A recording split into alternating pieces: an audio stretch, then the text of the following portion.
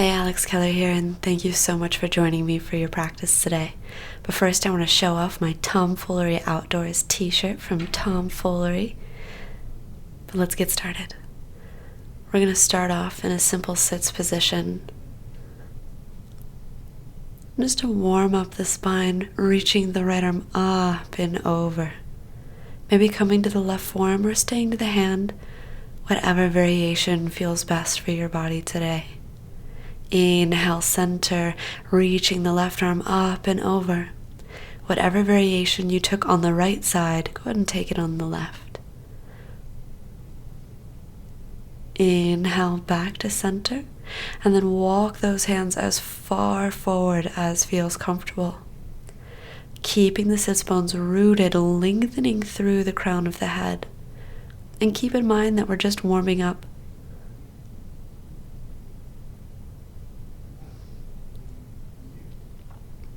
Walking the hands all the way back, twisting the belly button over one thigh, and again walk those hands forward.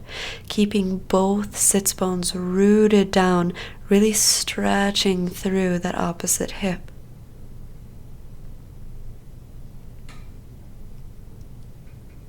Inhale, back to center. Exhale, the opposite side, walking those hands as far forward as feels comfortable. Keeping in mind that both sides may not be equal, and that's okay. Have the intention of creating symmetry between both sides. Inhale, and walk the hands all the way back to the top, uncrossing the legs and moving to all fours. We're going to continue to warm up and stretch the lateral side of the body. So extend that right leg long, draw the right foot across the midline, curl the right toes under, press through the right heel, and look over the left shoulder.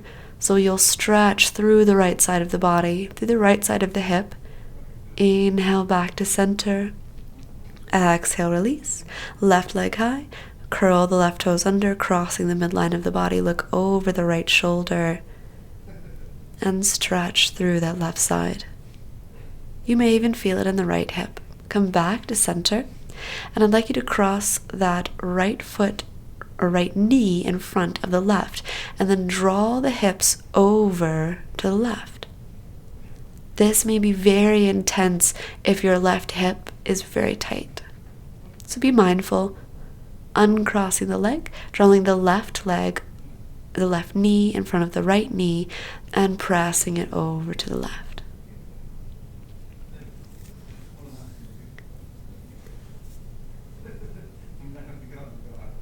Coming back to neutral, uncrossing the legs, and spread the fingers wide like starfish hands. Press the hips high, downward facing dog.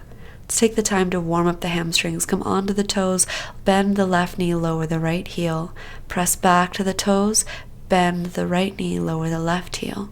Continue to alternate between the legs at your own pace. Taking your time, moving as fast or as slow as you need to. Feel free to rock side to side. Now we'll create a little heat in the body because it's a little chilly outside. So inhale, plank position. Exhale, chaturanga. Inhale, upward facing dog. Exhale, downward facing dog. Feel free to hold here for a resting breath. Let's take a few more. Inhale, plank. Exhale, chaturanga. Inhale, up dog. Exhale, downward facing dog. Inhale, plank. Exhale, chaturanga. Inhale, upward facing dog. Exhale, downward facing dog. Inhale, plank. Exhale, chaturanga. Inhale, upward facing dog. Exhale, downward facing dog. Inhale, plank. Exhale, chaturanga. Inhale, upward facing dog. Exhale, downward facing dog. Raise the right leg high to the sky, bend the right knee, and allow the hips to stack one on top of each other, stretching through the groin, maybe looking over one armpit or the other. Inhale, right leg high, and then draw that right foot in between the hands. Feel free to lower the left knee and help that right foot forward to create a nice 90-degree angle bend in the knee. Take the hands to the thighs, open the chest.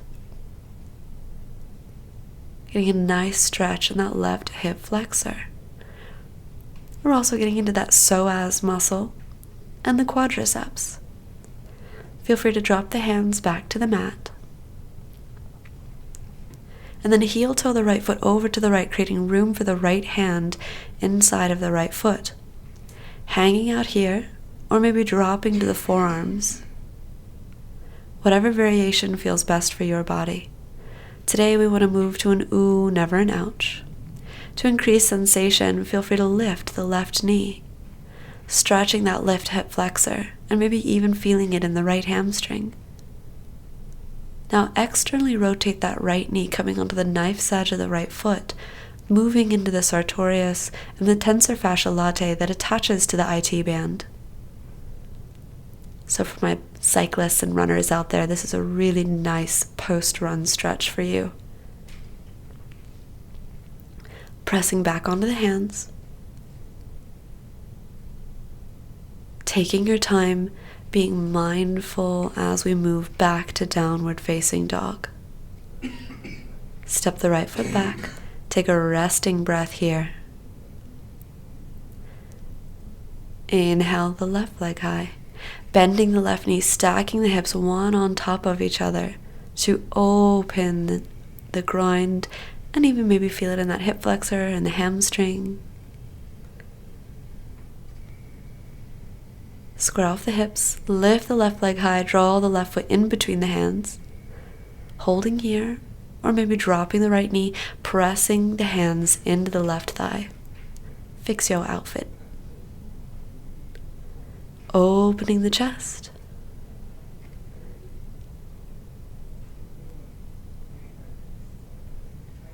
Relax the shoulders. Feel free to hold here as long as you feel comfortable, and then return the hands to the mat whenever you're ready. Lengthening through the crown of the head, keeping the chest open. Don't collapse the chest, drawing the left hand to the inside of the left foot. Lengthen through that right psoas. Feel free to drop onto the forearms, and we always have the option to lift the right knee if that feels comfortable for you today. By lifting the knee, we get a little bit deeper into the psoas. The psoas is a major muscle mover, a body mover. It's also our stabilizer, so when you're just standing there, your psoas is helping to keep you erect.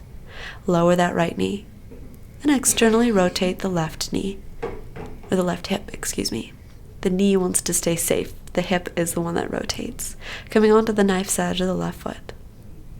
Continue to breathe inhales and exhales through the nose. Holding as long as you need to. And remember, you can come out and rest at any time. Pressing into the hands, press all the way back up, lowering the left foot down, and stepping that left foot back to meet the right, downward facing dog. Hanging out here for a nice resting breath. And then we're going to drop or bend the knees, allow the crown of the head to reach towards the earth, and then extend the knees, but keeping the length through the spine. And then lowering onto the knees. We're going to move into those hips a little bit more. So coming into fire log pose, drawing the right shin parallel with the front of the mat. The left foot can either come right on top of that right thigh, coming into fire log pose. So ideally both shins will stack one on top of each other. Now if that position is really uncomfortable for you, feel free to drop that left shin bone right in front of the right, creating a diamond or a triangle shape with the shins and the groin. Feel free to stay erect, or if it feels okay for the body, hinge forward from the waist, reaching and walking the hands as far forward as feels comfortable. Relax the shoulders away from the ears and continually lengthen through the crown of the head. Inhales and exhales through the nose. Inhale, walking the hands all the way back. twisting towards one knee and then walking the hands all the way forward. Relax the shoulders and keep reaching through the spine. The hips may want to come off the mat when we come into a twist, but keep both hips rooted evenly down.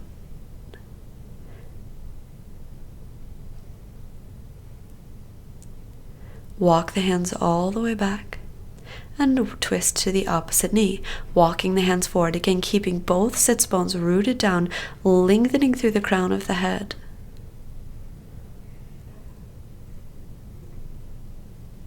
I love all the crunchy leaves under my hands.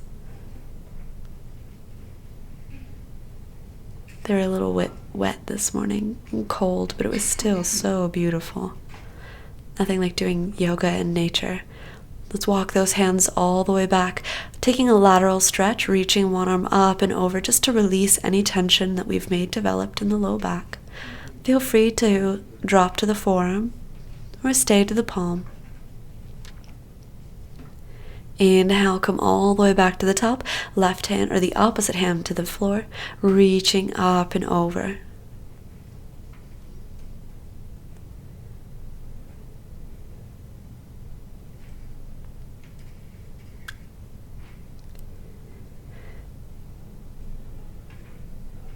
Inhale, come back to center and be very mindful and gentle when uncrossing the legs. We're going to move to an internal rotation pose now, so draw those feet mat width apart and windshield wipe the knees side to side.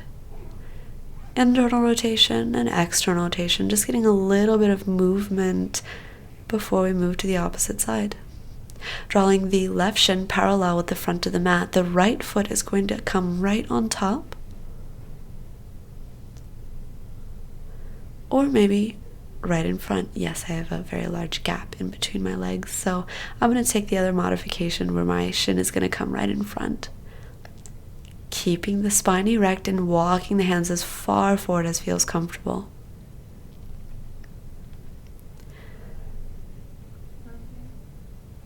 This little spot that I came across this morning on my hike, it was so beautiful, and it was such a little hidden gem on my hike on the bike trail. Walking those hands all the way back, twisting to one side, and walking the hands all the way forward. Remember to keep breathing, inhales and exhales through the nose, bringing fresh oxygenated blood to those muscles. And then walk the hands all the way back, twisting towards the opposite side and walking forward. Just be mindful that the sides may not be even and that the legs, your dominant leg, may be a little bit tighter, so feel free to hold the dominant side a little longer. We want to create that symmetry between both sides, because asymmetry begets injury and no one wants to be injured.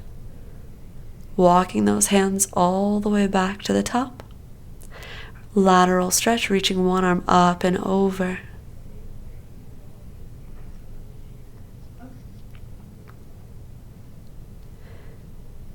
Inhale, center, exhale, reach the opposite arm up and over.